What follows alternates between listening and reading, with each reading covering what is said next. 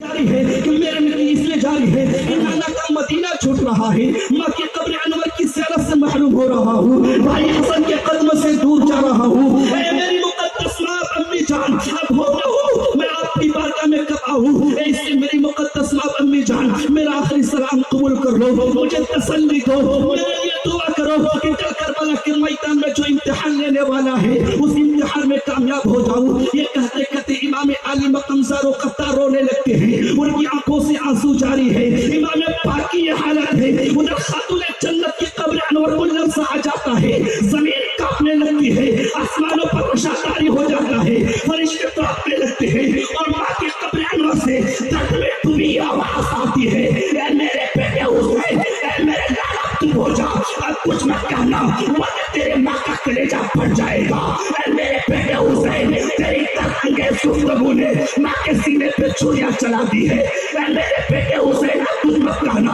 اٹھو، ابھی تجھے ماں کی دودھ کا لاج رکھنا ہے، ابھی تجھے حیدر ذوالفقاری کی عصمت کا تحفظ رکھنا ہے۔ اے میرے بیٹے حسین، کربلا کے میدان میں اپنا سب کچھ قربان کر کے اپنے نانا کی دم توڑی ہوئی زندگی کو سہارا۔